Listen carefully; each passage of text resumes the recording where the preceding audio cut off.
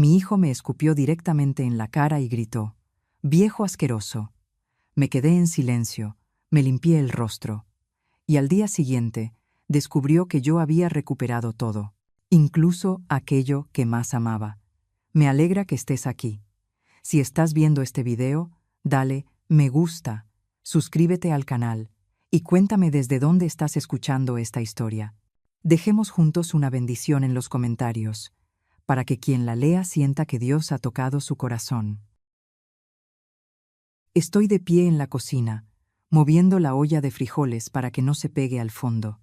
El aroma del café de olla ya se esparce por la pequeña casa en la colonia San Rafael. En la sala, Diego camina de un lado a otro, el teléfono pegado al oído, con una voz tan filosa como una navaja.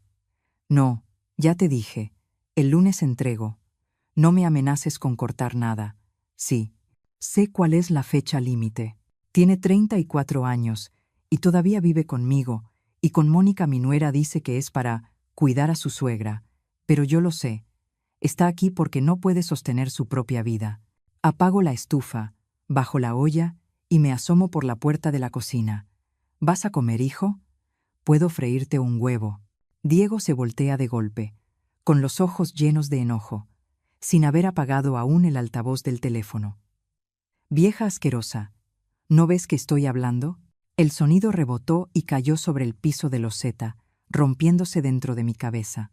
Me quedé inmóvil por un segundo, apretando fuerte las asas de la olla para no soltarla. Desde el cuarto, Mónica apareció, echó un vistazo rápido y se volvió a meter, diciendo con voz monótona: «Deje que él termine, suegra». Asentí sin decir palabra. Regresé a la cocina, bajé el fuego y agregué un poco de agua, como si aquella frase hubiera sido solo el vapor que salía de la sartén. Me limpié la cara con el delantal, tragué la humillación completa, sin pronunciar una sola palabra. Soy Guadalupe Hernández, tengo 67 años, y siempre he sido fuerte. Crié a Diego sola desde que su padre, José, se fue cuando el niño tenía 6 años. Trabajé 38 años como costurera para que él pudiera estudiar y comer bien. Compré esta casa con todo mi sudor y mis lágrimas, soñando con que algún día sería un hogar lleno de amor. Pero desde hace 3 años, desde que ellos regresaron a vivir conmigo, esto se volvió un infierno. Me trata como si fuera su sirvienta, me grita delante de Alejandro, y yo callo, solo por mi nieto. En ese momento, Alejandro llegó de la escuela, dejó su mochila en la puerta y corrió a abrazarme por la cintura. «Abuela, hoy saqué 10 en matemáticas». «Muy bien», mi amor, le acaricié la cabeza. «Te guardé tu parte en el calentador». Mónica miró el reloj. «Come rápido y luego haces la tarea». Lo dijo como si apretara un botón, sin mirar al niño ni un segundo más. Diego terminó la llamada y se recargó en el marco de la puerta de la cocina, evitando mi mirada. Le acerqué una silla y puse frente a él un plato de arroz y un cuenco de frijoles. «Come, hijo. Ya después ves qué haces en la tarde». «Estoy ocupado», respondió seco, sin mirarme, mientras deslizaba el dedo por la pantalla del teléfono. «¿Cómo es posible que gastes tanta luz y agua? ¿Qué haces todo el día?». Encogí los hombros y serví más frijoles en el platito de Alejandro, sin contestar. Cuando me miré al espejo del baño, todavía tenía el rostro húmedo con el peso de la vergüenza. Algo dentro de mí despertó. Esa tarde, cuando Mónica salió a hacer unos trámites y me dejó a Alejandro, no dejé de pensar. El niño me abrazó y susurró: «Abuela, ¿por qué mamá le grita tanto?». Su pregunta inocente me cayó como un rayo.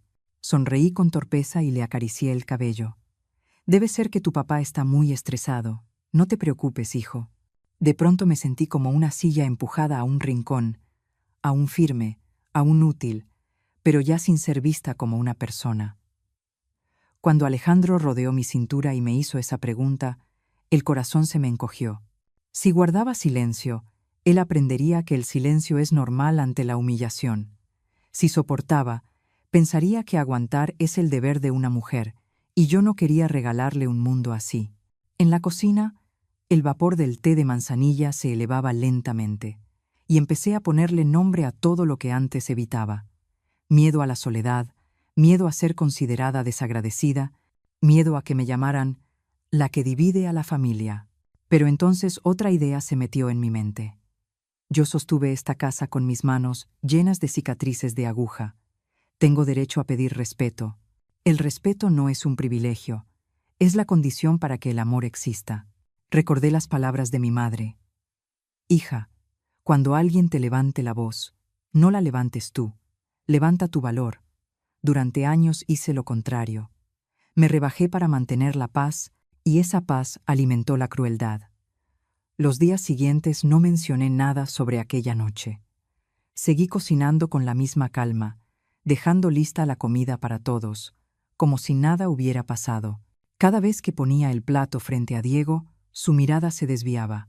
Mónica, en cambio, hablaba más, cruzaba la cocina con la seguridad de quien se siente dueña de la casa, daba órdenes al repartidor del gas, recordaba al plomero que viniera, contestaba al vecino con una voz dulce, pero filosa. Saqué la tina de ropa al patio y la escuché reír. Pobre de mi suegra, ya está muy débil y no quiere irse a un asilo. No dije nada.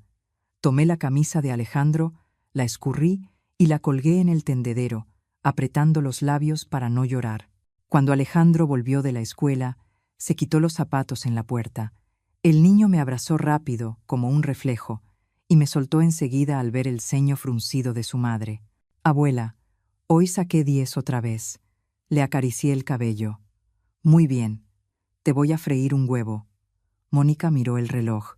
Come poco, tienes tarea. Esta noche te acuestas temprano. Asentí. He aprendido a hablar menos, porque cada palabra mía podría chocar con una pared invisible. Por la noche, la puerta del cuarto de Diego quedó entrecerrada. Alcancé a oír los pasos de Mónica, el taconeo leve en el piso y su voz bajita. Mira, tu mamá se está haciendo vieja, un día recuerda y otro no. Si llega a hacer algo imprudente, ¿de quién será la culpa? Diego soltó un suspiro. Mónica no dejó que el silencio se alargara. Vendan esta casa, compren un departamento más chico. Ella se va al asilo, y con lo que quede pagamos las deudas. Y algo para Alejandro. Escuché el roce de una silla contra el piso. Imaginé a Diego frotándose la frente, indeciso. Luego la voz de Mónica se suavizó. Lo haces por la familia. Nadie te va a juzgar. El silencio después de esa frase se extendió como un pasillo. Yo estaba en la cocina, con la mano apoyada en la mesa, sintiendo que el pulso en mi muñeca no coincidía con el tic-tac del reloj de pared. Al día siguiente, le pedí a Mónica que me trajera 2 metros de tela azul oscuro para hacerle una camisa a Alejandro, para la ceremonia de la escuela. Su respuesta fue tan rápida que no alcancé a prepararme. Ya nadie usa ropa vieja, mamá. Me quedé quieta, pero para mantener la paz familiar no respondí. Asentí y murmuré. Entonces compraré otra tela. Ella se encogió de hombros y salió sin mirar atrás. Diego empezó a llegar cada vez más tarde. Servía la comida, la esperaba hasta que se enfriaba, y al final la guardaba en recipientes de plástico. Él mandaba mensajes cortos. Ocupado, en junta, no llego a tiempo, y a veces añadía un emoji de sonrisa forzada. Me acostumbré al brillo azulado de la pantalla, reflejado en su cara. A veces apretaba las asas de la olla para recordarme que no debía decir nada que hiciera tambalear la casa. Una noche, mientras Alejandro hacía su tarea de matemáticas, levantó la vista. ¿Por qué papá ya no le habla a la abuela? Me senté a su lado, revisando los ejercicios, y respondí con voz serena. Está ocupado. Cuando tenga tiempo, hablará. El niño guardó silencio, girando el lápiz entre los dedos. La pregunta quedó sobre la mesa, como un objeto que nadie sabe dónde colocar. El ambiente en la casa se volvió más espeso. Cada movimiento mío debía calcularse. ¿Dónde poner los platos? ¿Cuándo abrir el armario? ¿Cómo cerrar una puerta sin hacer ruido, para no rozar el mal humor de nadie? Por las mañanas, Mónica hablaba con los vecinos desde la reja. Si ella aceptara irse a Satélite, nosotros estaríamos más tranquilos. Allá hay doctores, pues. Pasé junto a ellas con una palangana de agua para lavar verduras, sonriendo con cortesía, como se acostumbra en este barrio desde hace décadas, amable, sin meterse en la vida ajena. Pero sus palabras me siguieron hasta la cocina, mezclándose con el olor del ajo dorado. Por la tarde, llevé un poco de pan dulce a doña Pilar, mi vecina de toda la vida, que antes trabajaba de contadora. Seguía igual, lenta, pero con los ojos vivos y una sonrisa bondadosa. «Guadalupe, ¿cuánto tiempo?», dijo. Nos sentamos en el portal, compartiendo un cuernito con azúcar. Me preguntó por Alejandro, por mi salud. Le respondí que todo estaba bien, solo un poco cansada por las noches de costura. Doña Pilar me miró un momento, como midiendo las arrugas de mi frente. «Escuché que Diego ya hizo los trámites del banco a tu nombre, ¿es cierto?». Dejé el pedazo de pan sobre el plato. «¿Qué trámites?». La pregunta salió suave, pero me raspó la garganta. Ella calló, sirvió más café y dijo despacio: «Bueno, eso me comentaron los vecinos. Tal vez solo te pidió firmar algún papel. Ahora los bancos piden tanta cosa». Su mirada no logró ocultar la compasión. Asentí, sonreí para tranquilizarla. «Debe ser eso». El resto del día, hasta la noche, las palabras de doña Pilar resonaron en mi cabeza. Me quedé dándole vueltas una y otra vez. Y por primera vez en mucho tiempo, pensé distinto. Quizá debía revisar algunas cosas por mi cuenta. Esa mañana, revolvía los cajones buscando los expedientes médicos de mi difunto exmarido para entregarlos al IMSS. Necesitaba copias de las recetas viejas y los documentos de sus chequeos regulares. Saqué una carpeta con la palabra «Salud» escrita con marcador, y entre los papeles cayó una hoja extraña. Poder notarial. Ahí estaba mi nombre, un sello oficial, una firma conocida, y la autorización para que Diego Martínez Hernández utilizara mi cuenta bancaria en caso de emergencia. La firma era mía, pero no recordaba en qué mesa había estado sentada, con quién, ni qué día. La tinta era azul, aunque yo siempre usaba pluma negra. Acerqué el papel a la luz. En la esquina se alcanzaba a ver una fecha borrosa. El corazón empezó a latirme con fuerza, no por el documento, sino por el vacío que sentí en la memoria. Ese hueco formaba una pregunta. ¿Quién me llevó a firmar eso? ¿Y qué palabras me hicieron decir que sí? Cerré el cajón con cuidado, tomé mi bolso y fui al banco de la esquina. Los números del turno avanzaban despacio. La bocina anunciaba nombres como si leyera una lista sin fin. Puse el poder notarial sobre el mostrador y le dije a la joven empleada: «Necesito el estado de cuenta y la confirmación de acceso autorizado». Ella miró el papel, revisó la pantalla y luego me observó con una mezcla de reserva y compasión. «¿De cuántos meses quiere el estado de cuenta, señora?». «De 1 año». El ruido de la impresora llenó el silencio. Las hojas fueron saliendo una tras otra, las cifras apareciendo como manchas imposibles de borrar. «Aquí se muestra que alguien ha retirado dinero cada mes usando este poder», dijo, intentando mantener un tono neutral. Señalé las líneas de retiro, varios miles de pesos cada mes, sumando casi 100.000. «¿Y de qué otra cuenta?», pregunté, con la garganta seca. «De la cuenta de ahorro de…». Alejandro titubeó. «Donde usted depositó 150.000 pesos. Ya se retiraron 40.000 bajo la misma autorización». Me aferré al borde del mostrador. «¿Quién hizo los retiros?». Mi voz salió más débil que mi intención. «La persona autorizada». «El señor Diego Martínez Hernández», respondió ella, sin apartar la vista de la pantalla, quizá para no mirarme directamente. Firmé el recibo de los estados de cuenta, los acomodé con cuidado y agradecí con un leve movimiento de cabeza. Al salir del banco, me senté en una banca junto a los árboles. El sol tocaba el borde de las hojas, haciendo brillar los números como agujas que punzaban los ojos. Me busqué excusas con todas las palabras que conocía. Quizá lo necesitaba urgentemente. Quizá creyó que yo sabía. Quizá pensaba devolverlo. Quizá era por Alejandro. Quizá. Esos quizás se apilaban como una escalera tambaleante. Una brisa leve volteó la hoja. Los números seguían en su sitio, fríos, alineados, como los mosaicos del suelo. Al llegar a casa, escuché las risas de Diego y Mónica en la sala.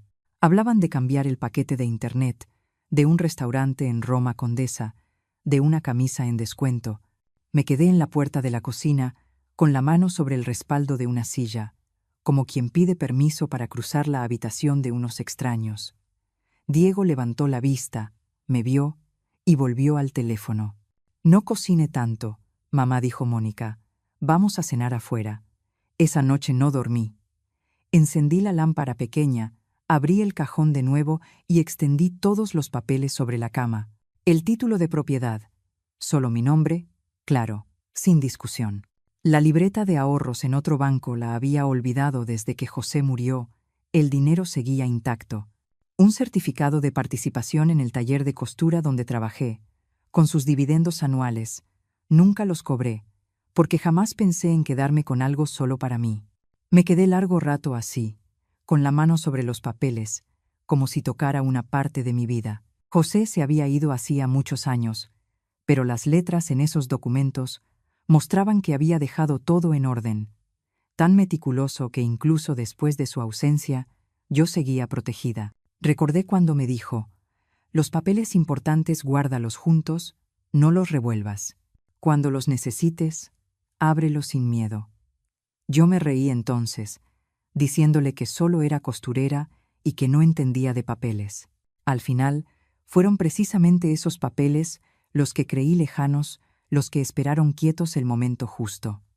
Los ordené de nuevo, los metí en una carpeta dura y puse el poder notarial encima.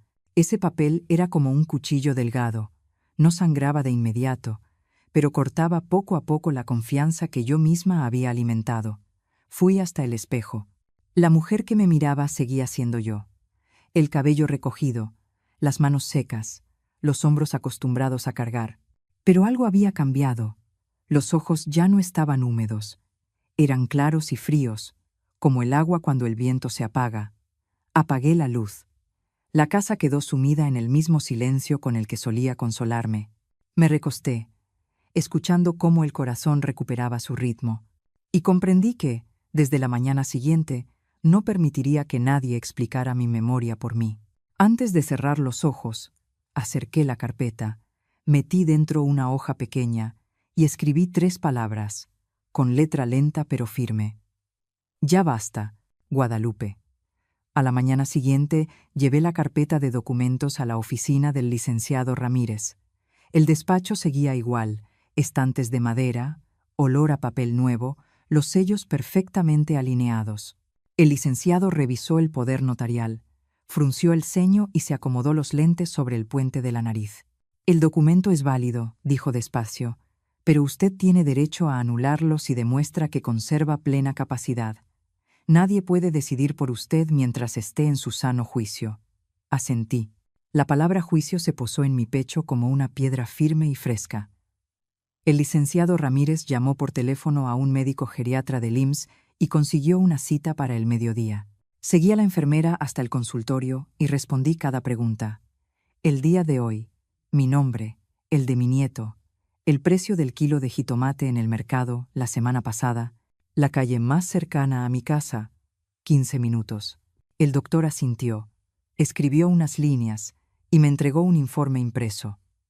La paciente se encuentra completamente lúcida, con capacidad cognitiva y memoria adecuadas para su edad y plena competencia legal. Sostuve el papel con ambas manos. Era delgado como un boleto, pero abría una puerta por la que estaba a punto de entrar. De regreso al despacho, el licenciado guardó con cuidado el informe en una carpeta amarilla. La primera arma dijo sonriendo: «Ahora viene el procedimiento». Enumeró cada paso, con voz serena como quien recita una fórmula. Presentar la solicitud de revocación del poder ante notario, pedir al banco el cambio total de códigos de acceso, bloquear las cuentas secundarias y, además, crear un fideicomiso a nombre de Alejandro hasta que cumpla 25 años, con una entidad tutelar independiente que administre los fondos para que nadie pueda usar al niño como pretexto para tocar el dinero. Escuché y asentí a cada punto. «Hágalo en secreto», advirtió, «que la otra parte no lo sospeche». «De acuerdo», respondí. Mi voz sonó tan clara como el clic de una cerradura cerrándose. Salí a la calle y entré en una cafetería pequeña. El espresso humeaba frente a mí. No lo bebí. Solo puse las manos alrededor de la taza. Miré a través del vidrio, y sin proponérmelo, las escenas del pasado regresaron una a una.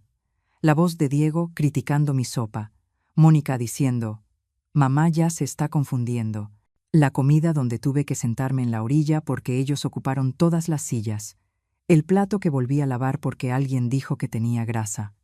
Pequeños rasguños, acumulados hasta formar un muro. Por primera vez me hice la pregunta con honestidad. Si amar a un hijo significa encogerse hasta quedarse sin aire, ¿qué clase de amor es ese? La pregunta flotó y se quedó quieta. No necesitaba respuesta. Solo sabía que no quería enseñar a mi nieto que amar significaba soportar sin límite. Por la tarde, regresé al banco con la revocación del poder ya notariada.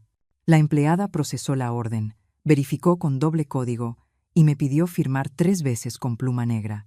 A partir de ahora, solo usted podrá retirar, me dijo. En la pantalla vi cómo desaparecía el acceso registrado a nombre de Diego. Una sensación ligera recorrió mi mano, como si me quitara un anillo que me apretaba desde hacía años. Por la noche, el licenciado Ramírez llamó. El fideicomiso ya está constituido. El tutor será el Fondo X. El contrato se presentó hoy. Si se vende la casa, el dinero irá a la nueva cuenta. La parte de Alejandro se transferirá directamente al fondo. Le agradecí. Tosió suavemente antes de añadir. El siguiente paso depende de usted. Pero, si lo desea, tengo un corredor discreto. Hubo un silencio breve. Escuché mi propia voz. Para mañana, al volver a casa, preparé una pequeña olla de mole poblano. Mónica entró a la cocina, olfateó el aroma de chile y chocolate y sonrió con ironía. Mamá, con lo bien que se porta, en un asilo estaría más cómoda. Allá la atienden en todo. Dejé la cuchara sobre la mesa. Tal vez tengas razón, respondí, con voz tan suave como el vapor del mole. Diego pasó por ahí, me miró fugazmente y siguió de largo. Serví un tazón aparte para Alejandro y lo guardé en el calentador. El niño hacía su tarea. Seguro tendría hambre más tarde. Esa noche doblé el delantal y lo colgué con esmero, como cada día. Me lavé las manos por más tiempo de lo habitual, dejando que los dedos se rozaran bajo el agua. En el espejo, la mujer que me miraba ya no buscaba justificar a nadie. Solo colocaba las cosas en su sitio y cerraba el gabinete. Me senté a la mesa, abrí mi cuaderno viejo y escribí una frase. Ya no habrá gritos, solo un camino recto. Llamé al licenciado Ramírez. Mañana, por favor, comuníqueme con don Sergio. Ya le avisé, respondió. Lo verá en privado, sin pasar por la oficina. Cerré el cuaderno. Todo transcurría en silencio, como cuando se cambia el hilo de la aguja. Cortar, ensartar, jalar la puntada, esconder el nudo del otro lado de la tela. Al día siguiente veré al corredor. No necesito decir mucho. Solo quiero que una palabra vender quede escrita en la línea correcta, con la persona correcta, en el momento exacto. Y entonces, la casa de San Rafael donde crié a mi hijo y alimenté tanto silencio, me devolverá algo que creí perdido: el derecho a decidir. Fui al pequeño bar en la esquina, donde me había citado don Sergio. Llevaba una camisa blanca, las mangas arremangadas hasta los codos. No había letrero de empresa, solo una carpeta delgada sobre la mesa. Puse mis documentos frente a él y lo miré directo a los ojos. Quiero vender rápido, limpio, sin que mi hijo se entere. Un precio justo. No necesito que sea alto. Él arqueó las cejas. Debería pensarlo. Ya lo pensé, lo interrumpí, sin alzar la voz. 3 semanas como máximo. Mi mirada lo detuvo. Abrió la carpeta, anotó unas líneas. En la zona de San Rafael las ventas están fuertes. Si acepta 2.800.000 pesos, tengo un comprador serio. Notaría. Anticipo inmediato. Acepto la cita. Toda comunicación será a través del licenciado Ramírez. Don Sergio cerró la pluma. Hecho, dijo, y me entregó la hoja del acuerdo con una advertencia breve. Guarde silencio. Al volver a casa, empecé a ordenar las cosas como lo haría una costurera, con precisión, sin ruido. Abrí el armario y saqué una vieja bolsa de tela. Primero los papeles, luego unas cuantas fotos. Yo cargando a Diego de niño, José junto a la máquina de coser, un cumpleaños con 3 velas a medio soplar. Al final, el rosario de mi madre, las cuentas de madera suaves de tanto tocarse. Lo demás quedó igual. Seguí yendo al mercado como siempre, saludando a doña Pilar con un buenos días, comprando un poco de cebolla y chile. Preparé la mesa del almuerzo. Diego escribió que no vendría. Mónica dijo que estaba ocupada. Serví de todos modos una porción para Alejandro y la guardé en el calentador. Esa noche, cuando la casa se quedó en calma, saqué papel de cartas. Escribí primero para mi nieto. Mi querido Alejandro, me iré un tiempo, pero no porque hayas hecho nada malo. Me voy para que los adultos aprendan a usar bien las palabras. Recuerda respetar a los mayores, pero también respetarte a ti mismo. Cuando dudes, pregunta. Cuando veas una injusticia, habla. Te llamaré cada domingo en la noche. Lo prometo. Doblé la carta y puse dentro una foto nuestra en el parque cercano. La segunda carta era para Diego y Mónica. No di rodeos.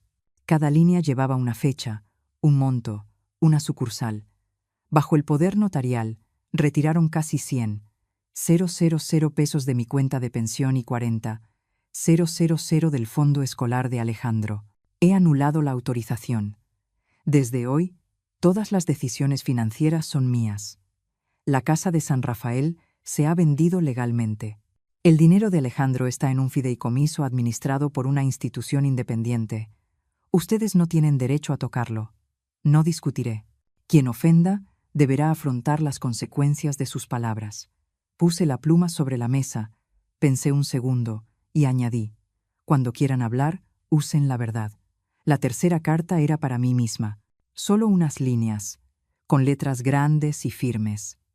Desde ahora, no pedir perdón por defender la dignidad. Cuando sientas miedo, recuerda que el miedo no es razón para retroceder. Toda herida vieja se cose con hilo nuevo. Guardé las 3 cartas en sobres sellados. Esa noche colgué el delantal en su gancho, limpié la estufa y dejé una franja de luz en el pasillo. Entré al cuarto de Alejandro y le subí la cobija a los hombros. A la mañana siguiente, don Sergio avisó que ya había comprador. Firma en notaría en 10 días. El licenciado Ramírez confirmó que el dinero se transferiría a la nueva cuenta. La parte de Alejandro iría directo al fideicomiso. Respondí con una sola palabra: claro. Durante los días de espera viví como un reloj puntual. Seguí interpretando el papel de la madre dócil para que mi nuera y mi hijo creyeran que seguían mandando. La última noche guardé mis cosas en la bolsa. En el sobre de Alejandro añadí una línea: cuando me extrañes, lee en voz alta tu poema favorito. Tu voz será el puente entre nosotros. También escribí mi nuevo número de teléfono. Antes del amanecer, puse los 3 sobres alineados sobre la mesa de la cocina, con las llaves encima. La casa parecía contener la respiración. Me quedé de pie en medio, observando todo sin dejar que mi corazón se aferrara a nada. La puerta de madera, vieja y chirriante, la abrí despacio para que no sonara. Afuera, todavía era de noche. Pedí un taxi y le dije al chofer: Terminal Ado. Asintió sin preguntar más. Puse la bolsa junto a mis pies y toqué suavemente el rosario. Cuando el auto dobló la esquina que salía de San Rafael, mantuve la vista al frente. No miré atrás, no por orgullo, sino porque lo único que me había retenido allí era un dolor, y ya había aprendido a soltarlo a tiempo. El autobús se detuvo en la terminal de Querétaro cuando el sol todavía caía de lado. Bajé con mi bolsa en la mano. El aire mezclaba olor a pan dulce y polvo de la carretera. Arturo, mi primo, se levantó de los asientos de plástico y abrió los brazos. Carmen, su esposa, venía detrás y me abrazó con tanta fuerza que me crujieron los hombros. «Vamos a la casa», dijo Arturo, sin hacer preguntas. En el coche, Carmen destapó una botella de agua y me la ofreció. «Tome, ha viajado mucho», asentí. Solo dije una frase, firme: «Déjenme quedarme unos días». Arturo me miró por el espejo y sonrió. «Los que necesite». Por la tarde salí sola hacia el acueducto. Las arcadas proyectaban sombras largas, y entre los arcos pasaban peatones y motocicletas relucientes. Elegí un escalón, me senté derecha, sin hacer nada. Solo escuché el viento colarse entre la ropa y el sonido de pasos detrás de mí. Abrí mi cuaderno y escribí una línea. El silencio también es una acción. Luego lo cerré. La frase se quedó ahí, quieta, como una piedra en el bolsillo, lo bastante pesada para que la mano no se perdiera. Al volver a casa de Arturo, me bañé con agua tibia, comí un plato de sopa que Carmen había preparado y pedí un rincón en la mesa para revisar mis papeles. El teléfono vibró sin parar. Miré el nombre en la pantalla y lo dejé sonar. Al otro lado de la ciudad, seguramente ya habían leído las cartas. Los mensajes llegaron por oleadas, cambiando de tono como el cielo al atardecer. Mamá, regresa ya. Después, ¿sabe lo que está haciendo? Más tarde, eres cruel. Y al rato, ¿quién te está manipulando? ¿Ramírez? Puse el teléfono boca abajo y acerqué la carpeta, revisando cada documento con la precisión de una costurera. No respondí ninguno. Toda comunicación legal la reenvié al licenciado Ramírez con una sola frase. Por favor, ocúpese usted. Él devolvió la llamada casi al instante. Estoy cerca de la notaría. Déjelo en mis manos. Podía imaginar a Mónica revisando cajones, tirando cajas metálicas, murmurando insultos. El sonido del cajón fuerte y vacío como un golpe hueco. Diego seguramente, tecleando sin parar, con la boca seca por las palabras que ya no podía controlar. Pero la distancia entre Querétaro y San Rafael era lo bastante grande como para que todo eso se desvaneciera, como una radio mal sintonizada. Esa noche cené frente a Arturo. Me hizo una sola pregunta. ¿Qué necesita? Una cama, un poco de tiempo y una taza de té. Comimos en silencio. Cuando la casa se quedó quieta, sonó de nuevo el teléfono. ¿Acaso no piensas en Alejandro? Abrí el buzón de voz del niño y grabé. Ale, tu abuela está en un lugar tranquilo. Estudia bien, come tus comidas. El domingo te llamaré como prometí. No te preocupes. Hice una pausa y añadí, como si le acariciara el cabello. Los asuntos de los adultos se resolverán solos. Apagué el celular y lo dejé al borde de la mesa. La carpeta seguía abierta. Volví a revisar todo por última vez. El contrato de anticipo firmado, la cita notariada con sello rojo, el documento que confirmaba la activación del fideicomiso a nombre de Alejandro, claro y limpio, como su propio nombre. Imaginé su carita cuando la maestra le pidiera leer en voz alta, los ojos abiertos de concentración, los labios apretados hasta que sonriera al pasar el segundo punto. Sin querer, el pecho se me ablandó. Carmen tocó la puerta suavemente. ¿Va a poder dormir? Sí. Dejó una lámpara pequeña en la mesa de noche. Aquí todo es tranquilo. Descanse.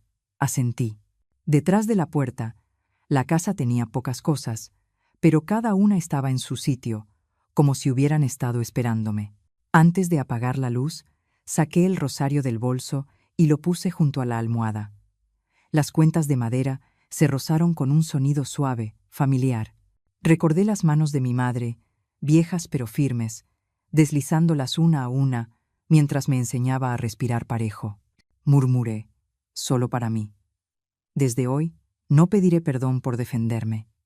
La frase quedó junto a mi oído, mitad promesa, mitad frontera recién trazada en el suelo. Apagué la lámpara. En la oscuridad, mi corazón volvió a su ritmo habitual. Afuera, Querétaro dormía profundo. En otra ciudad, todavía escribirían, llamarían, buscarían arrastrarme de nuevo a mi antiguo lugar. Pero aquí, en este momento, solo escuchaba una cosa, mi propia respiración, más larga, más cálida, con espacio suficiente para seguir adelante. El teléfono sonó por la mañana, justo cuando doblaba la cobija. Era Rosario, mi vieja y querida amiga, con una voz cálida como el sol. Vente conmigo a Guadalajara, para distraerte, mantenerte ocupada y dejar atrás la tristeza. Necesito que me ayudes unos días en la tienda. Me quedé de pie junto a la ventana, mirando las sombras de los árboles del patio de Arturo caer sobre el suelo. No quería solo escapar, quería vivir. Dame una noche para pensarlo, le dije. Rosario rió. Una noche es demasiado. Esa noche abrí mi cuaderno y me enfrenté a una pregunta sencilla. ¿Dónde quiero estar cuando todo se me ha ido de las manos? Subrayé la palabra «dónde» y luego cerré el cuaderno. A la mañana siguiente, asentí frente a Arturo y Carmen. Me voy a Guadalajara. El autobús salió de la terminal y la carretera se abrió frente a mí, lisa como un hilo nuevo. Al llegar, la colonia americana estaba tranquila. La casa de Rosario olía a madera, con ventanas amplias y una luz que se metía como una invitación. Ella me abrazó fuerte. Llegaste justo a tiempo. Caminamos unas cuadras hasta su tienda. Elegancia madura. El letrero era discreto. Dentro, solo ropa para mujeres maduras. Tonos sobrios, cortes limpios, algunas capas que caían suavemente sobre los hombros. Rosario me dijo, casi como una advertencia, primero escucha, luego eliges. Aquí vendemos confianza. Asentí. Sentí mis manos acostumbradas a las tijeras y al hilo posarse sobre el mostrador con una calma nueva. El primer día llevé una blusa blanca y un gafete con mi nombre. La primera clienta fue doña Socorro, de unos 60 años, el cabello recogido, los ojos un poco inseguros.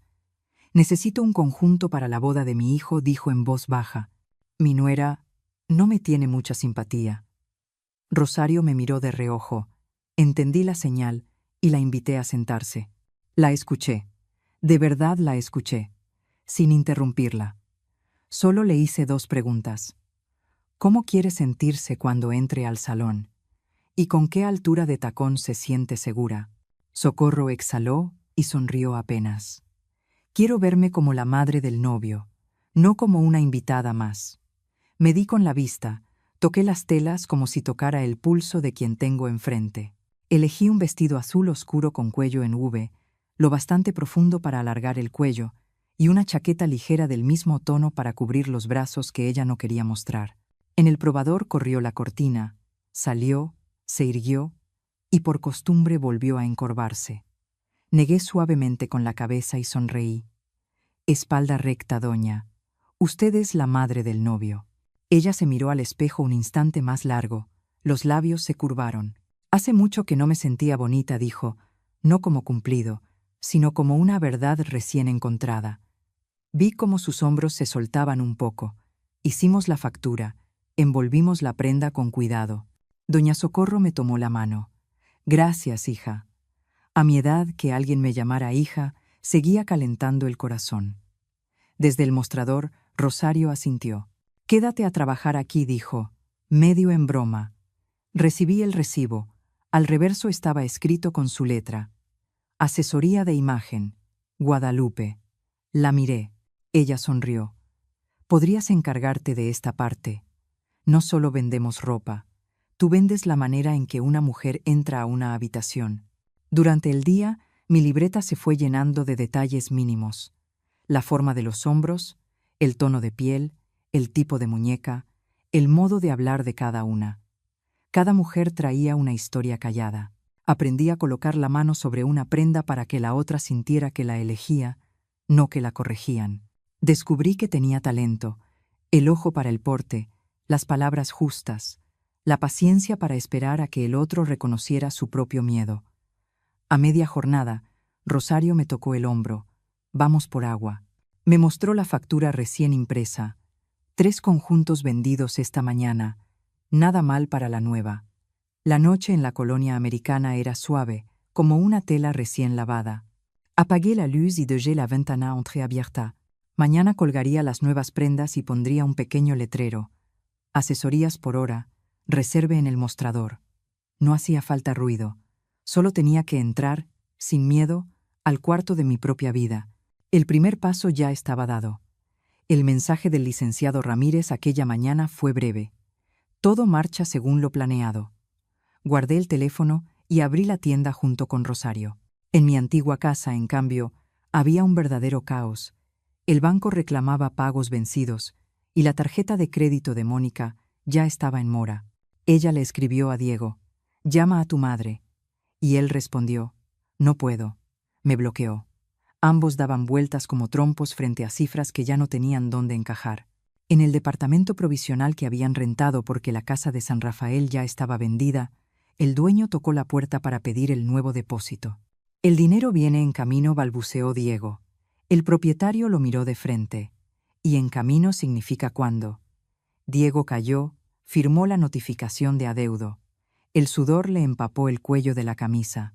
En la oficina, la máquina de checar entradas y salidas sonaba fría, como una regla de acero. Diego llevaba semanas llegando tarde. 15 minutos, algunos días 30. El gerente le envió un correo de advertencia y luego lo llamó a reunión. Su proyecto está retrasado en 3 etapas. El cliente exige compensación. ¿Qué explicación da? Diego tartamudeó algo sobre problemas familiares, prometiendo corregirse.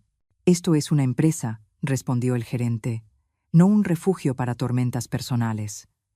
Una semana después, el proyecto fue suspendido y otro lo asumió. El final llegó con una nota escueta. «Terminación de contrato». Diego firmó sin leer. El roce de la pluma sobre el papel sonó como el cierre de un ataúd. Mónica eligió otra ruta, las redes sociales. Publicó una foto de la entrada de un asilo en satélite con la leyenda: «Cuidar ancianos es un peso que nadie entiende». Pero los comentarios no fueron lo que esperaba. ¿Peso o responsabilidad? Ella te crió. Ahora tú cuídala unos años y ya lo llamas carga. Una vecina escribió directo: «Solo te veo frunciendo el ceño con ella». Mónica replicó: «Solo pienso en su bien». Sus palabras cayeron como una piedra delgada, sin eco. Apagó el celular. En el espejo, junto a la ventana, su rostro cansado se reflejaba bajo una capa de maquillaje que no lograba ocultar la falta de sueño. Alejandro se volvió más callado. La maestra anotó en su libreta: «El alumno participa poco, atención dispersa». El colegio citó a los padres.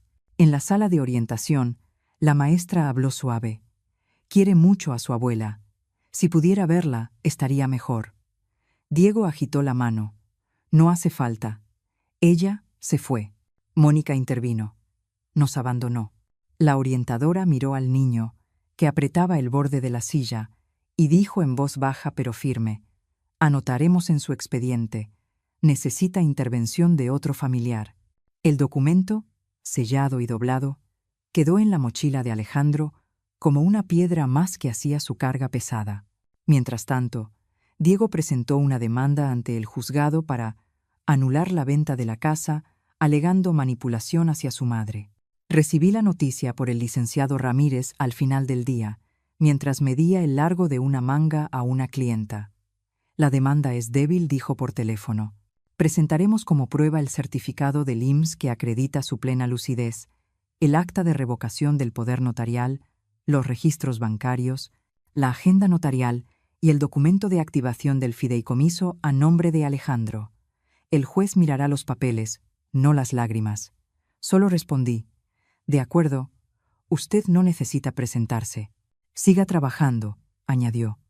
La audiencia fue más rápida de lo previsto. El juez firmó bajo una sola línea: «Demanda desestimada». El dinero de la venta ingresó puntualmente a mi nueva cuenta.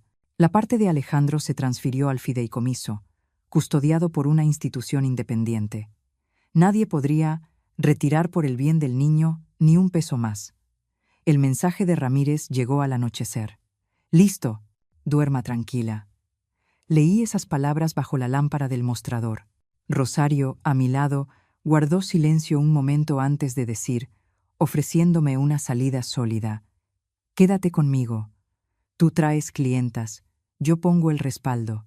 Compartimos responsabilidades y ganancias. Socias, ¿te parece?». La miré.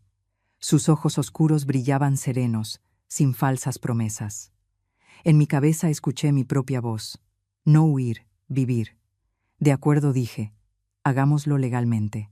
«Mañana vamos al notario», respondió Rosario, como si ya lo hubiera planeado.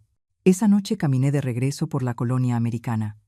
Las luces de los cafés se extendían sobre las banquetas. Pensé en Diego. Lo que se le estaba desmoronando no era castigo divino. Era la consecuencia natural de haber vivido dependiendo del dinero ajeno, creyendo que las palabras podían tapar las grietas. Hoy, la luz simplemente mostraba esas grietas sin compasión. A la mañana siguiente, Rosario y yo fuimos a la notaría. La oficina era limpia, con ventanales que daban a una fila de árboles. El notario leyó cada página y señaló: ambas partes son copropietarias según la proporción indicada. Las responsabilidades legales son compartidas. Firmé una vez, otra y otra más. Trazos firmes, sin titubeo. En la última hoja, vi mi nombre junto a una nueva palabra: copropietaria. Escuché a Rosario reír bajo. Bienvenida. Nos dimos la mano. La suya estaba tibia, la mía también, no por emoción, sino porque la sangre me corría viva por las venas. En ese instante, el teléfono vibró. El licenciado Ramírez había enviado el escaneo de la resolución judicial. Amplié la imagen. Bajo el sello rojo, una línea marcaba la frontera: de un lado los días antiguos, del otro, la vida que empezaba. Le mandé un mensaje a Alejandro al número de la escuela. Hoy firmé algo que ayudará a tu abuela a mantenerse firme. El domingo te llamo y te lo cuento. En la Ciudad de México, el casero volvió a tocar. El depósito recordó. Diego abrió la cartera. Apenas unos billetes. 2 días más, dijo Mónica. El hombre respondió con calma, como si anunciara el clima. Mañana enviaré el aviso de desalojo si no hay pago. La puerta se cerró. Los dos se miraron. No quedaban palabras para lanzarse. Las redes de Mónica guardaron silencio. Borró la vieja publicación y subió una foto de una taza de café con la frase: Independencia. Una amiga comentó: ser independiente es pagar tus propias cuentas. Mónica dejó el teléfono y se llevó las manos a la cabeza. Diego revisó su correo de despido. Bajó hasta la palabra liquidación. La cifra no alcanzaba para inventar un nuevo comienzo. Yo, esa tarde, colgué en el perchero una chaqueta nueva, azul profundo como el mar. Pensé en la frase que había escrito el día anterior: la fuerza no está en gritar, sino en mirar de frente y decir lo necesario. Una clienta entró, miró alrededor, se detuvo frente al espejo. La saludé, le pregunté su nombre, la invité a sentarse. Escuché su historia, solo la suya, y le respondí lo justo. En otra ciudad, seguirían los golpes en las puertas, los correos, los avisos del banco, obedeciendo su propia lógica. Aquí, las tijeras en mis manos cortaron un hilo sobrante, limpio, preciso. Esa noche abrí mi cuaderno. Junto a la nota de Ramírez: listo, duerma tranquila, y el recibo de la notaría, añadí una línea más: vivir, no huir. Apagué la luz. Antes de dormir, imaginé la llamada del domingo. Alejandro contándome que sacó 10 en matemáticas y yo narrándole cómo una mujer llamada Doña Socorro se había mirado al espejo con la espalda recta. Del otro lado de esas historias brillaba una luz silenciosa, suficiente para seguir el camino. Estaba tomando las medidas de una clienta habitual cuando el teléfono vibró. Número desconocido. Fui a la parte trasera del almacén y contesté. Era la voz grave del director de la escuela de Alejandro. «¿La señora Guadalupe? El niño se culpa a sí mismo. Cree que usted se fue porque le causó problemas. Si pudiera venir a la Ciudad de México a verlo, creo que le ayudaría mucho». Me apoyé contra el estante, apreté los labios. «Iré», respondí. Colgué y envié un mensaje inmediato al licenciado Ramírez. «Vuelo hoy. Acompáñeme para evitar problemas». Él llamó enseguida, breve como siempre. «La espero en el aeropuerto». Al mediodía cerré la tienda y abracé a Rosario. «Voy y regreso», le dije. Ella asintió. «La tienda está aquí». Llevé solo una bolsa pequeña, con los documentos ordenados en una carpeta dura. En el avión, mientras las nubes corrían, pensé en esas 2 palabras: culparse a sí mismo. Los niños suelen cargar con las emociones de los adultos cuando los adultos no saben reconocerlas. No permitiría que eso volviera a pasarle a mi nieto. La Ciudad de México me recibió con el olor familiar a humo y tráfico. Ramírez me esperaba con su portafolio. «Vamos directo a la escuela», dijo. Frente al portón, El director me estrechó la mano y me llevó a la sala de orientación. Era una habitación pequeña y luminosa. Alejandro estaba allí, rígido como una tabla. Cuando me vio, se levantó de golpe, pero se detuvo a medio paso, como temiendo romper algo frágil. Me senté primero y dejé la bolsa junto a la silla. «Ven, Ale». Él se acercó, pero no me abrazó. Sus ojos se clavaron en mis manos. «¿Hice algo mal?», preguntó en voz apenas audible. Respiré hondo y hablé con la claridad de una costura recta. «No, hijo, no hiciste nada mal. Me fui para que los adultos aprendieran a respetar. Me fui para protegerme y para protegerte también». Esperé un instante, dejando que mis palabras se afirmaran. «Tú no eres la excusa de nadie. Eres tú, y eso basta». Sus labios temblaron. «Papá dijo que me abandonaste». Lo miré sin apartar la vista. No abandoné a nadie. Solo me alejé de un lugar donde creían que yo soportaría todo. Sigo siendo tu abuela. Saqué de la bolsa una foto nuestra en el parque. «Llévala contigo, guárdala en tu mochila». La tomó y la apretó contra el pecho. Luego se acercó y me abrazó. No fuerte, no con desesperación, solo con silencio y firmeza. Sentí como sus hombros se aflojaban poco a poco. El director escribió unas notas rápidas y asintió a la orientadora. Lo oí murmurar. Ya relajó el gesto. «Bien». Hablamos unos minutos más, del examen de matemáticas, del compañero que no prestaba los lápices, de su lentitud para correr en educación física. No lo sermoné, solo pregunté lo justo. Antes de irme, propuse: «Cuando la escuela lo autorice, haré una videollamada con Ale una vez por semana, a la misma hora. Yo cumpliré el horario». El director asintió. «Lo incluiré en el plan de apoyo psicológico. La maestra se encargará del seguimiento». Le agradecí. En el pasillo, Alejandro tomó mi mano. La suya, pequeña, ya más firme que antes. Me incliné. «El domingo te llamo. Prepárate para contarme tu historia favorita». Asintió, los ojos brillantes, sin lágrimas. Al salir de la escuela, Ramírez dijo: «Lleguemos temprano al aeropuerto. Lo acompaño solo hasta la entrada, para evitar escenas». Cuando el coche se detuvo, los vi desde lejos. Mónica y Diego, parados frente al control de seguridad. Mónica avanzó deprisa, la voz subida como humo. «Por la familia, mamá, vuelve. No compliques más las cosas». Extendió la mano hacia mi bolso. Retrocedí medio paso y respondí serena: «Estoy dispuesta a hablar donde haya respeto, no en medio del ruido. Coordinen la cita con el abogado». Diego, apartado a un lado, con los ojos enrojecidos, murmuró: «Devuelve el dinero, y lo demás lo arreglamos después». Me giré hacia él. «El dinero es mío. La parte de Alejandro ya está en el fideicomiso. No tienes derecho a pedirlo». Apretó los dientes.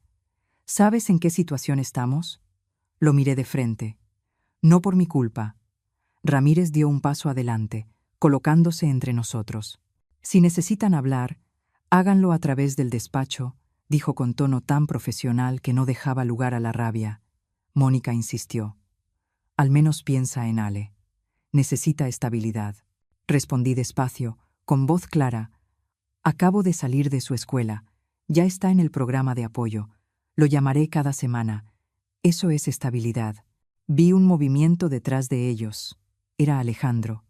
Seguramente la maestra lo había acompañado hasta la puerta.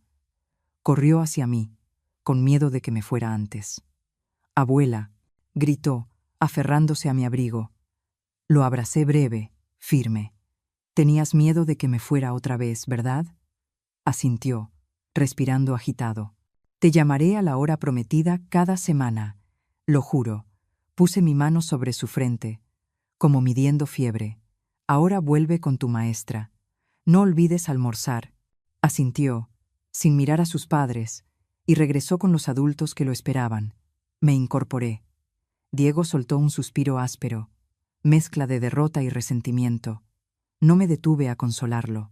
Ya no tenía consuelo que ofrecer a quienes rehúyen su propia responsabilidad. En el control de seguridad, entregué mis documentos, Quité la correa del bolso y crucé el arco. Un pitido breve. Me acomodé de nuevo la correa, volví la cabeza, no para mirarlos a ellos, sino para asegurarme de que Ramírez seguía a una distancia segura. Me hizo una seña. Adelante. Seguí caminando. En la sala de espera me senté junto a la ventana. El avión empezaba a rodar, la nariz apuntando al poniente. Abrí el teléfono. Un mensaje nuevo del número fijo de la escuela. Videollamada programada, domingo 18. Respondí. Gracias. Luego abrí mi cuaderno y escribí una línea breve. Encontrar a la persona correcta, decir lo necesario, irse en el momento justo. El avión despegó. La ciudad se deshilaba debajo como una tela gruesa vista por una rendija. Recliné la cabeza y cerré los ojos.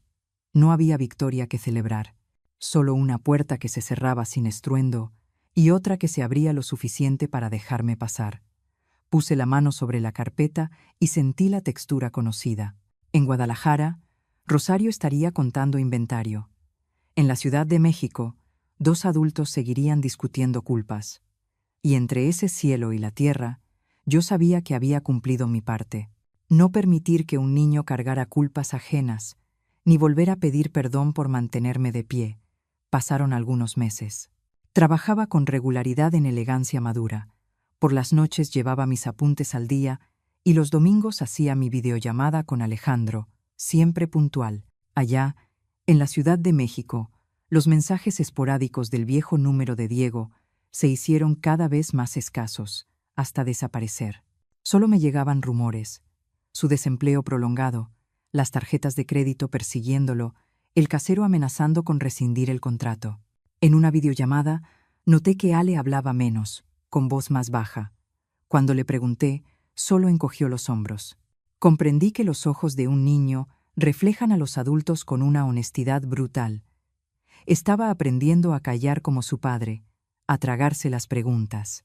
Cerré el dispositivo y me quedé sentada frente a la ventana de la colonia americana hasta que cayó la tarde. Un cansancio pesado como hierro viejo me apretaba el pecho, pero mantuve el ritmo de la respiración. No era mi tarea soldar la caja oxidada de los adultos. Mi tarea era cumplir mi promesa con el niño y preservar mis límites. Una mañana, el vidrio de la puerta vibró. Levanté la vista. Diego estaba afuera, con las manos vacías, los hombros vencidos, la camisa arrugada como si hubiera dormido en una silla. No hice ningún gesto para que entrara. Volví con la clienta que se probaba un vestido y sujeté el dobladillo con alfileres. Al terminar, limpié los restos de tiza de mis dedos y entonces hablé. ¿Qué necesitas? Entró y se detuvo a una distancia prudente, lejos del olor a tela nueva. Le temblaban las manos, los ojos olían a desvelo. Lo siento. Esas 2 palabras cayeron al suelo sin hacer eco. Lo miré de frente. ¿Lo sientes por qué? Tragó saliva. Por escupirte en la cara, por sacar dinero, por haber querido meterte en un asilo. Bajó la cabeza. No está Mónica para hablar por mí. Yo lo hice. Yo me hago responsable. Guardé silencio. Afuera, una moto pasó dejando una estela de ruido que se desvaneció. Le señalé una silla. Se sentó sin apoyar la espalda, las manos entrelazadas. Me inscribí en terapia para controlar la ira, dijo con voz entrecortada. 2 veces por semana. Tengo constancia médica. También estoy buscando trabajo. Nada seguro todavía. Quiero pedirle permiso para disculparme con Alejandro frente a él y pedirle perdón a usted. De verdad. No buscó excusas. No mencionó deudas, ni carencias, ni influencias ajenas. Por primera vez, sus palabras estaban solas, sin muletas. Te perdono como madre, dije despacio, pero no devolveré la autoridad sobre los bienes. El fideicomiso de Alejandro sigue intacto. El tutor independiente continuará administrándolo. Asintió. Continué, marcando cada punto. Si quieres verme y ver a tu hijo, guarda respeto. No hables de dinero, no critiques a nadie, y sobre todo no uses al niño como moneda. 6 meses de terapia comprobada, un empleo estable y una disculpa pública frente a Alejandro. Lo miré a los ojos. Si cumples eso, hablaremos del siguiente paso. Diego bajó la cabeza. Acepto. Viviré con un amigo, buscaré trabajo en la ciudad. No la molestaré. Asentí. Bien. Cuando logres las 3 primeras cosas, hablaremos. Se levantó, dio las gracias en voz muy baja. Antes de abrir la puerta, se volvió. Mamá, ahora sé cuánto me quiso. Lo entendí viendo cómo dobla la ropa de Ale. No respondí. El vidrio se cerró y reflejó a una mujer erguida. Llegó el verano. La escuela sugirió que Alejandro pasara unas semanas en Guadalajara. Cuando bajó del autobús, corrió hacia mí. Su cabello olía a sol y sudor fresco. Ese primer día lo llevé a caminar por la avenida Chapultepec, con los árboles extendiendo sombras largas y parecidas. Nos sentamos en una banca a comer helado. Le enseñé a atarse los cordones para que el primer nudo no se torciera. Jálalos solo lo necesario, le dije. Si aprietas demasiado, se rompen. Sonrió, repitió el movimiento, y los lazos quedaron parejos, como orejas de conejo. ¿Vendrá papá a visitarme?, preguntó. Le aparté el cabello de la frente, cuando cumpla su palabra. Por las tardes lo llevaba a la tienda. Se sentaba en un rincón a dibujar, mirando de reojo cómo tomaba medidas a las clientas. Curioso. No le di lecciones morales. Solo quería que viera a un adulto que decía y hacía lo mismo.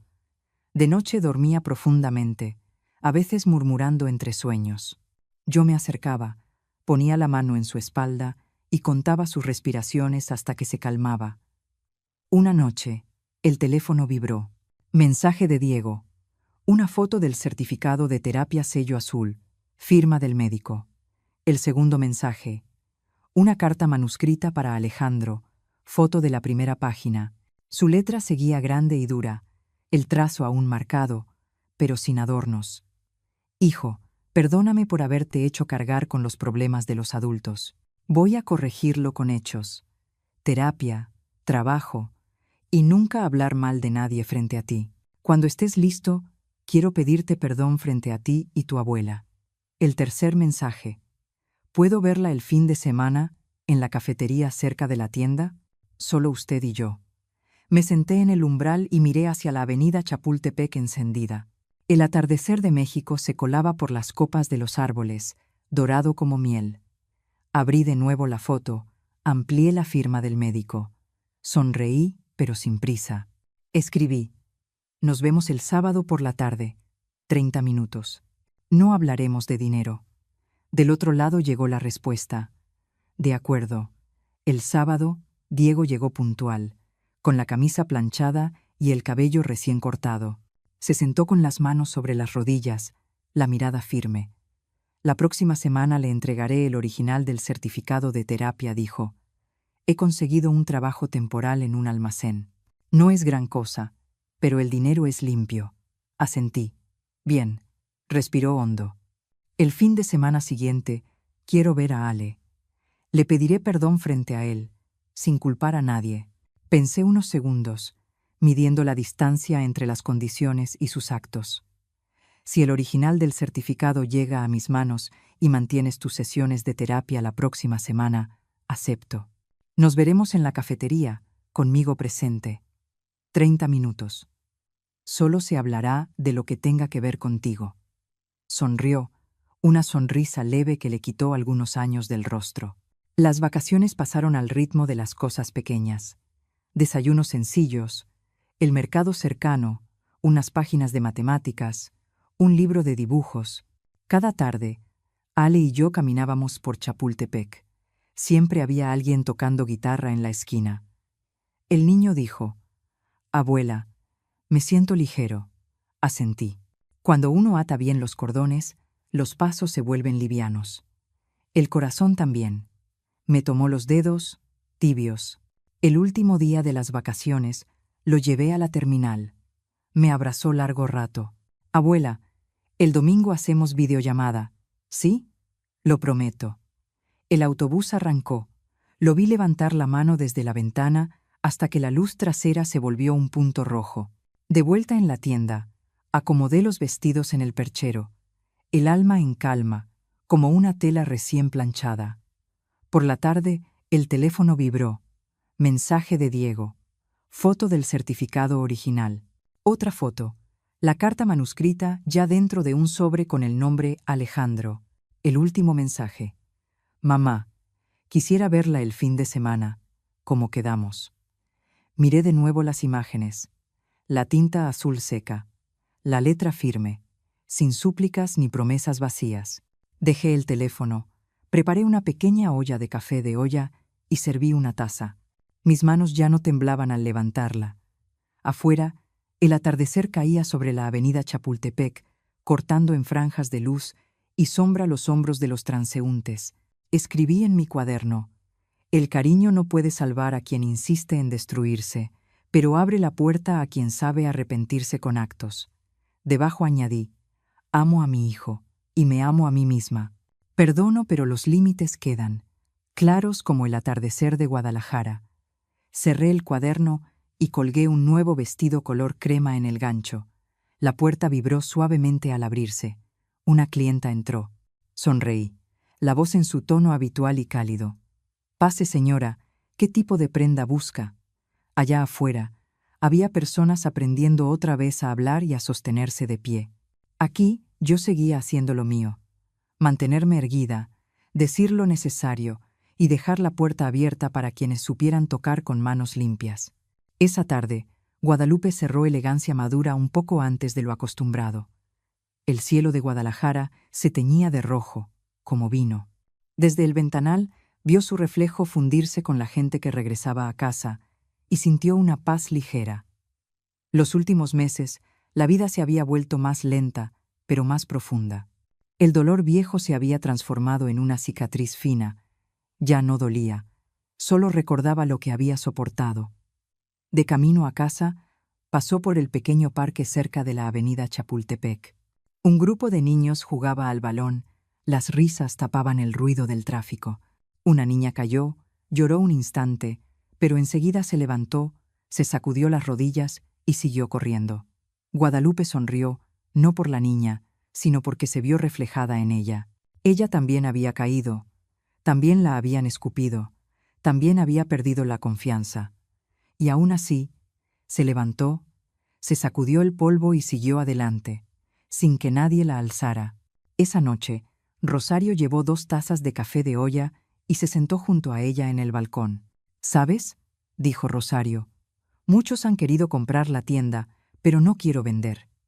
Aquí, cada persona que entra trae una historia, y cuando sale, se va un poco más erguida. Guadalupe asintió. Como nosotras. El teléfono sonó. Mensaje de Alejandro. Abuela, gané el concurso de dibujo en la escuela. Dibujé a 2 personas cosiendo bajo la luz. Le puse por título El hilo más fuerte. Guadalupe sonrió. Los ojos se le nublaron, no por lágrimas, sino por la luz del crepúsculo. Respondió: el hilo más fuerte no se teje con las manos, sino con el corazón, hijo. La noche cayó. Guadalupe guardó su cuaderno y miró hacia la calle. Hay quienes viven toda la vida aferrados a tenerlo todo, y lo pierden. Y hay quienes, como ella, solo necesitan conservar su dignidad, y eso basta. En su interior, una idea suave pasó como un suspiro. Cuando una persona aprende a levantarse sola, el perdón deja de ser debilidad y se convierte en la mayor fuerza. Cerró la puerta, apagó la luz y dejó que la última claridad quedara allá afuera, donde cada ser humano, aunque se haya roto, aún puede remendarse con el hilo del respeto y del amor propio. La historia que acabas de escuchar es una ficción, pero cada suspiro y cada lágrima de Guadalupe reflejan una realidad muy cierta: el silencio de las madres heridas dentro de su propio hogar. No hubo cuchillos ni golpes, solo heridas hechas con palabras frías y más profundas que cualquier corte visible. Guadalupe no fue una heroína. Fue una mujer que tardó casi toda una vida en comprender que perdonar no significa seguir soportando, y que la verdadera bondad siempre debe ir acompañada de límites. Y Alejandro, ese niño que aprendió a mirar el mundo a través de los ojos de los adultos, pero eligió conservar la calidez en los suyos, es la esperanza de que la bondad puede seguir existiendo, incluso cuando nace del quebranto. Contamos esta historia no para reabrir el dolor, sino para recordar que, a veces, la mayor victoria de una persona no es la venganza, sino recuperar su dignidad, con el silencio firme y la fe en la justicia. Si alguna vez te despreciaron o te llamaron débil por elegir el silencio, recuerda, el silencio también es la voz de quienes han aprendido el valor de la paz.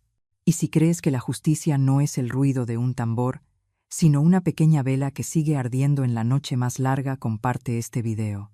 Tal vez, en algún lugar, una madre necesita una razón para levantarse, no para luchar contra alguien, sino para volver a ser ella misma. Y cuando salgas de este video, queremos que te lleves solo una cosa. La bendición de Dios acompaña a quienes saben perdonar sin olvidar, amar sin perder sus límites y levantarse sin pisar a nadie. No olvides suscribirte al canal.